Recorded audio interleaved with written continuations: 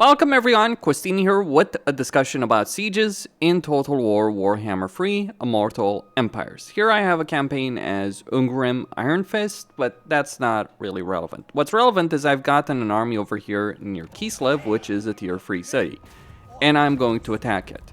Now, attacking Kislev as a tier 3 city, yes, I could auto-resolve it. I certainly do have the military force for it, but let me just go against this garrison over here and just show you how utterly, ridiculously stupid sieges are. I think Kislev is a good testing ground to showcase this just because of its design as a settlement. Sieges do get decided by their layout. Also, the inherent strength of the wall towers of a particular race.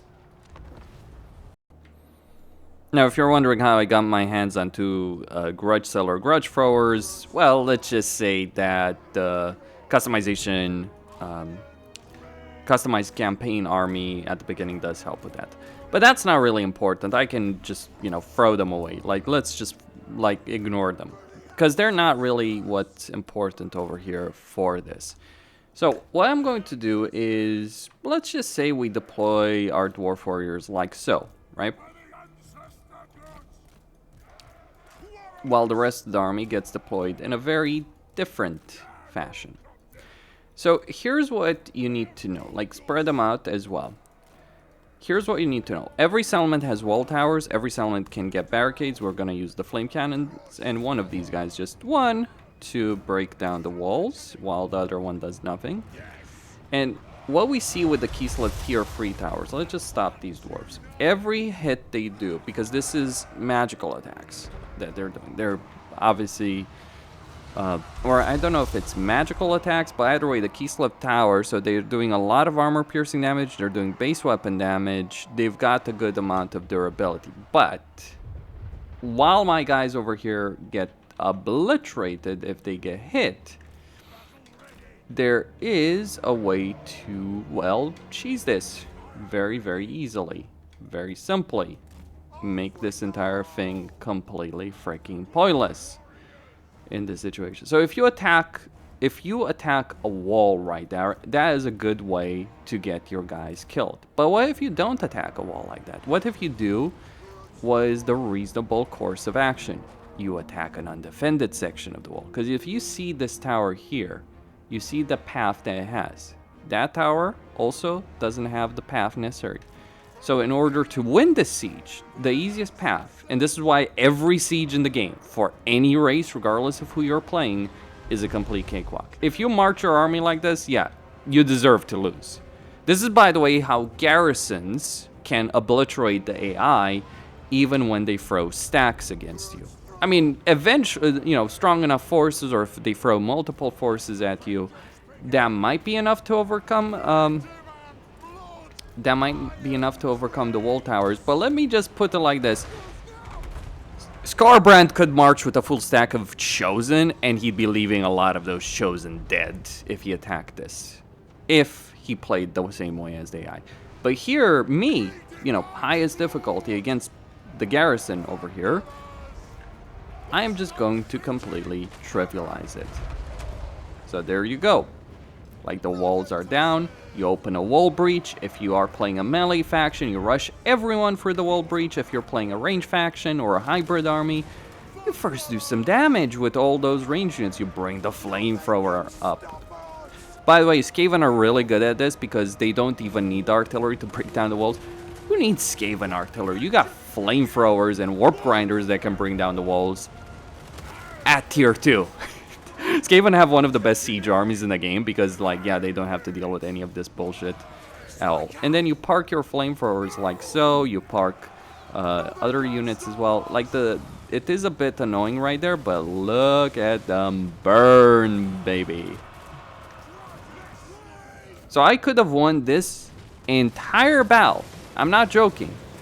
You can win this entire battle by losing half your entire army, or you can lose this entire battle while losing absolutely nothing at all. Or in this case, because we're dealing with Kislev, and we would take some casualties. But basically, these would be the kind of casualties that would be kind of relevant. And really, if I used my Rune Lord and Demon Slayer or Dragon Slayer to, you know, tank the damage, I wouldn't take any casualties, like at all. Zero, literally zero. And you never want to fight a battle inside the settlement because the AI will build these wall towers, they'll build barricades, they'll try and funnel you. Fighting in the walls is a surefire way of getting a lot of your troops killed. That's not to say, however, that it will necessarily win you the battle if you are the defender. If you are the defender, knowing how the AI works in these sieges is how you completely trivialize them. The problem here is that doing this, massing your troops on a gap, salting that gap, not attacking the gates even if you can avoid it, or rushing your units through, like dependent on the settlements, there's entire sections of the wall that are undefended. Empire settlements are like that. Krakenhof is like that. Just some examples right there. But literally the only units that have taken any kind of real damage here are the units that genuinely just put in the line of fire, and everything else is just gonna, you know, completely obliterate the entire Kislev army right here. You find near the walls, you don't go too far in. And even as the defender, what do you do as the defender? Well, you may want to lure the AI in, but it depends on the settlement here. If you have towers, these are tier 3 towers, and every race has them, that are this strong. Greenskins wouldn't be able to do this kind of damage with their towers, for instance. Yeah, let's take a look.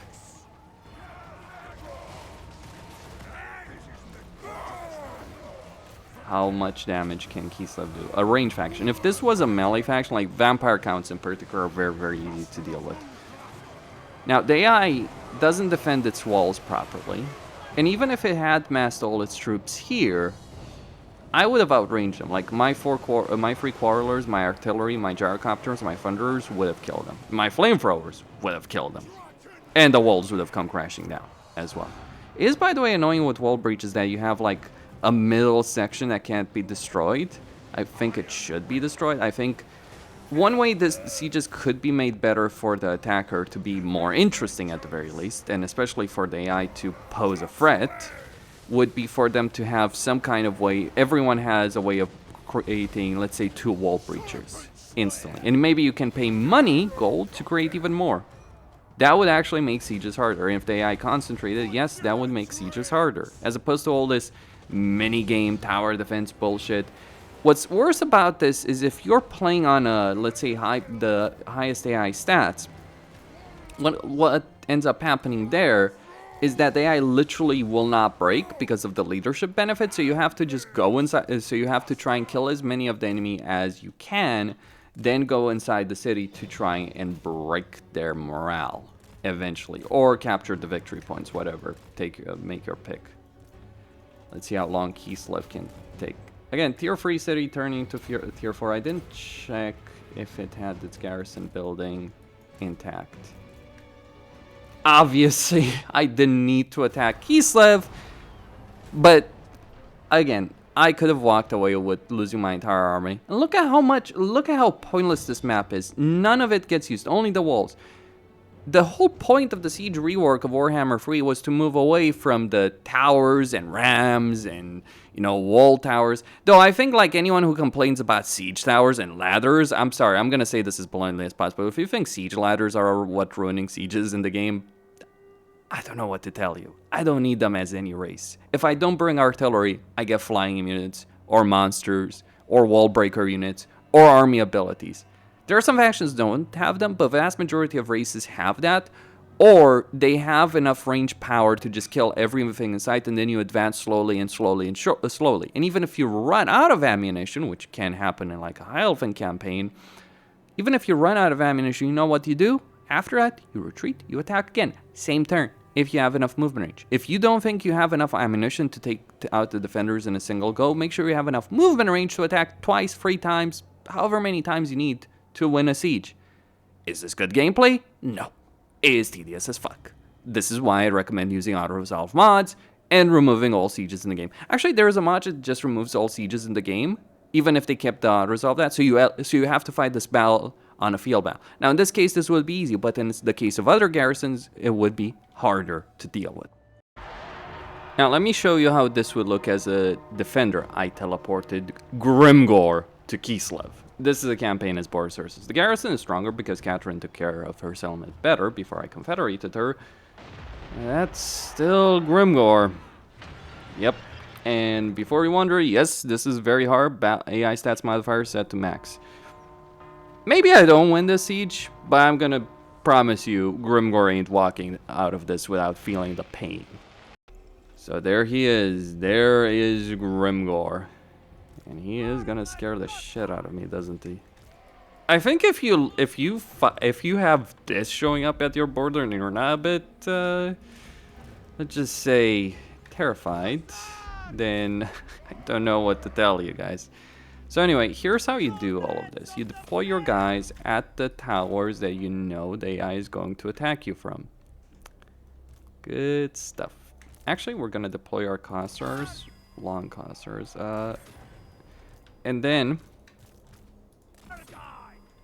we may want to keep some of these guys here because he's gonna break down the gate. Now, of course, if the AI does have artillery, they'll try and do it, but the fun fact about that artillery, it may not be enough to save them.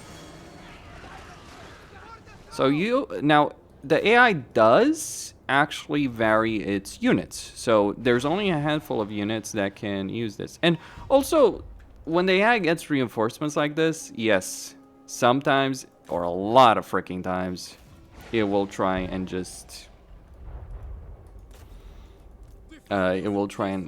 like laugh it out, just wait for those reinforcements on certain sections. Not Grimgor though. Holy shit, he's coming. Holy crap, he is coming. He might leave a lot of those guys behind there, but he is certainly coming. Keys of Towers, really good against demons. Not gonna do so well against greenskins, I think. Or will they? There's a lot of derpy AI behavior that's involved in all of this, to be sure.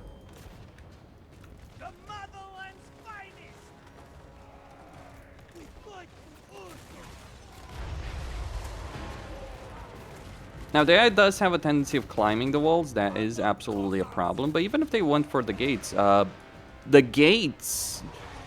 are a natural choke point that will devour your armies if you fight for them. So, Grimgor is actually being smart here. He knows he can win the walls on his own. Oh, jeez. Here he comes. Let's send the best units we have, including the guy who's leading this army. I mean, it doesn't matter that the rest of the army is dead on that side. That's like, Grimgor's alive, he's on the walls. Now, the AI may come over there. But yeah, you can kind of understand why the AI is bad in sieges. Let's just ignore him. Inflict on him the worst punishment you can do to an enemy. To be ignored. These guys are gonna struggle a bit, but maybe not necessarily all that much. Let's actually send another armor cosser there. Like, yeah. Like, this is, by the way, how you defeat Grimgor and Bal. You don't defeat Grimgor and Bal. You do your damnness so that Grimgor doesn't actually fight you in a Bal. So, yeah. Like, you try and... misdirect, play for time, all that kind of jazz, right? Because it's like, you think you're gonna defeat this guy? You might. You're gonna pay a fucking death toll for it. But yeah, as I said, Grimgor may win this battle. I don't think he will in this case. But he's not walking out of this one without a pile of corpses to show for it. Including his own, most likely.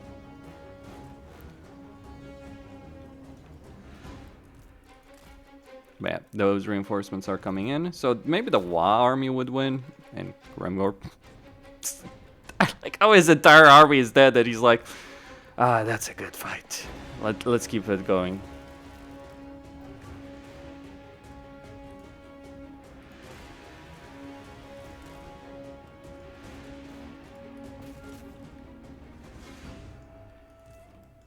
Yeah, like these guys... If they get in range, it's all over for me, kinda.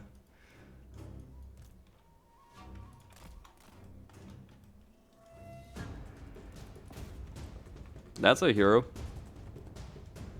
Obviously, you should not fight Grimgor with just a tier 3 garrison.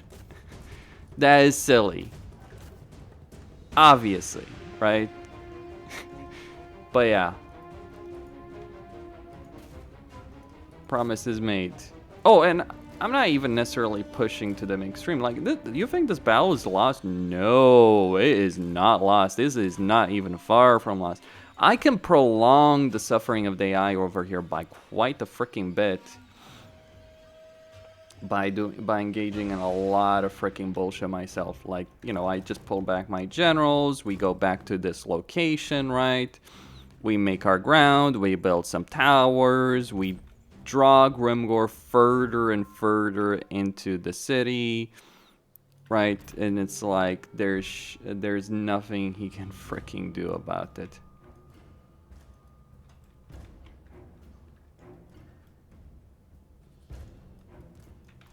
And just, yeah, pull back.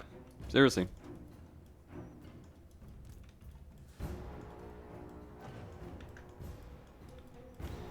But that's what you get when you bring Gregor to a siege. It's like he just wins it solo. Freaking hell. Nightmare. Skulltaker wouldn't have won this solo. Actually, Skulltaker's army, like, that's the reason with Grimgor. You get the point, right?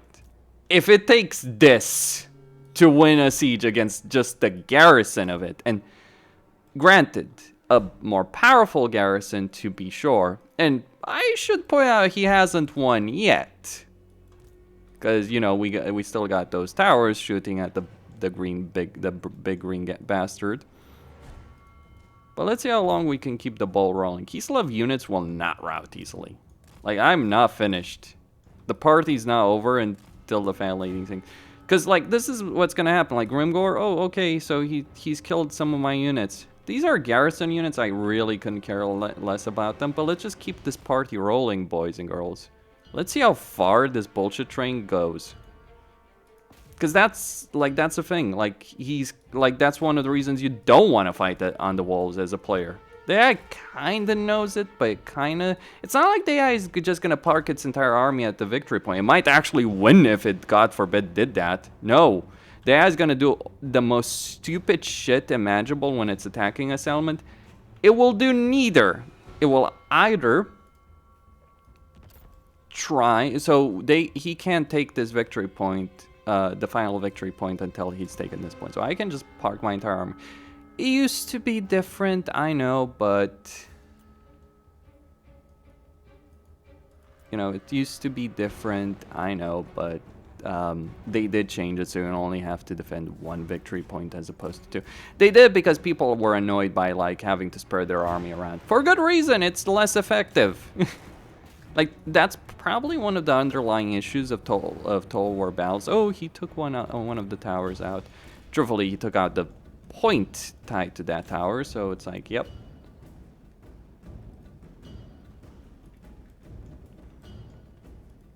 But we're not finished. Where is Grimgor anyway? Oh, may I add, since this is a siege, there's also a timer that the attacker has to worry about when he's attacking a city. So, do you know what the strategy is to win in sieges? Like, granted, that's your choice if you set the timer or not. But do you know what the strategy is for a defender in a situation like this? If you're a player and you always want to win a siege, play fucking delaying tactics. Like, no joke. That's 50 seconds. I will not win. I can't defeat Grimgor. I don't have the military force. I don't need the military force. I just got 30 seconds that I need to survive. So Grimgor won, but he lost. I lost, but I won. So yeah. Could have done it better, I suppose. I did not care.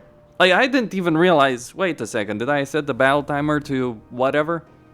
Oh, it's a draw, the siege continues. How horrible. What siege?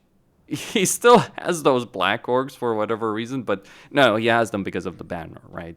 But like, as I said, Grimgor is not walking out of this, and I had to teleport him here to get them. This brings another point. Now, of course, this brings up another point. sieges don't just happen, oh, you fight the battle in vacuum. No, they happen as part of a campaign. And in a campaign, you might have armies ready to reinforce. You might have troops ready to come to each other's aid. You might have a situation like Grimgor ready to curb stomp more of Kislevi fools, and then another army, because I just drew it, coming there. If you ever get the provincial capital attacked, it likely won't happen out of randomness, unless you don't care. Unless you're not paying attention to what's going on in the campaign map. If you are paying attention, you almost never will be attacked just out of the blue, right? You can pay attention to what your diplomatic relations to a faction are and all that. You can deliberately draw the AI into attacking walled cities that it thinks it could win in a field battle, it would win, but because of the walls, the barricades, the draw system, etc., they will lose. So you just need to buy time. The amount of power that gives you is ridiculous, but it's not a good system. It never has been in Total War. I'll go even further. I played an entire campaign in Rome 2 when it came out. And I played as Sparta. Sparta is not a good faction in Rome 2. I don't even want to think about replaying Rome 2, by the way. Sparta is not a good faction in Rome 2. But I played an entire campaign as Sparta in Rome 2. And I played that campaign with every battle fought manually. For anyone that's watching me thinks, oh, you just auto-resolve everything. Trust me, I've played enough battles manually in Total War to last me a lifetime. That was like 100 turns. I even have the video. I can link it and then this one. Let me tell you, winning that campaign, holy shit, that was something. But fight every battle manually, win every battle. Do not ever auto-resolve. Yes, I played a long fucking campaign, world domination campaign as Sparta in Rome 2 on Legendary when it came out, and I did that. The only campaign I ever completed of Rome 2. Because after that, I was like, no, no more, thank you. Do you know how I won that campaign? I abused the shit out of the timer. And I would take a settlement, and the AI would come in. Do you know how many units I needed to win a battle? 10. Literally 10. As long as or 1. As long as I drew the timer, delayed the AI, prevented them from winning, I absolutely needed one guy in every settlement to win every battle when I was attacked. That did mean that I was doing a lot of stupid moves, right? Because obviously I didn't have to fight properly once I realized that. The only battle that was consequential in that entire campaign was a siege in a minor settlement against a full stack of Macedon when I didn't have a full stack to defend it. It was pretty brutal, touch and go, but yeah, that was the only campaign I completed on Legendary, and I got an achievement like 0.1% of the entire play base even bothered to try getting. That should give you an idea, though. This has been an issue for years. CA has done absolutely nothing to fix it. None of the sieges in any game have been good. The only game that's the exception is Shogun 2. But that's not because Shogun 2 has somehow better AI or battle tactics or anything like that. No, the systems are just awful there. But you don't have the buildable towers, which ruin, sieges being fought inside. You don't have narrow streets. You have very open settlements in Shogun 2. The one issue with Shogun 2's AI is that the battle AI is very passive in a siege. Not that the AI is covering itself in glory in other Total War games, is it? On the defensive. Just saying. That's the problem. So you can just bombard them with artillery. But you can also win, but you eventually run out of ammo for that. So winning sieges in Shogun 2 is actually strategic. Like, if the Shogun 2 AI would not do this, or rather Shogun 2 is designed in such a way for its sieges with the inherent battle gameplay. Like, people complain, bitch and moan about wall ladders. Let me tell you, Shogun 2 had troops literally climbing the wall, and it had the best fucking sieges in the series. Wall ladders are not the problem. Towers are not the problem. You know how many times I've used a wall ladder in a campaign in Warhammer 3? 0. You know how many times I built a siege tower? Maybe once or twice. But in effective terms, 0. You know how many times I build a ram? Only if I needed to be able to attack the settlement. Like, that's it. I just build a ram or a siege tower. Like, okay, I build siege towers sometimes because they're fast or whatever. but I never build a siege tower or ram with the intent of using them. Ever. I never do. I play every siege battle, I win them with my troops. Artillery, flying units, monstrous units. The whole towers and ram things, like, people bitch and moan about that, and I'm like, who gives a damn? Who the hell uses towers and rams and wall ladders? The AI does, you might reply. Well, the AI is moronic. That doesn't mean that... I mean, I don't care about the system. CIA said... no, I can't actually go into that. Sorry. There is something I could share, but... I think publicly they said that they would look into it. Beyond that, I'm not going to say anything. But this has been a complaint for many years, and people are like, oh, why don't CAE remove ladders? Because it doesn't do jack shit. That's the reason. You could remove ladders. Like, yeah, Grimgor, you know what? Grimgor would have actually won that battle, potentially, if he had attacked for the gate. Or not, he would have lost it anyway. I would have just abandoned the walls quicker, pulled back, maybe lost less troops, surprisingly. There's also that factor. You remove ladders, you're not doing anything. If you attack a settlement as a player and you're rushing your troops up the wall, that is a surefire way of getting your troops fucking killed. Don't do it. As you can see, that happens with AI. Christine signing out.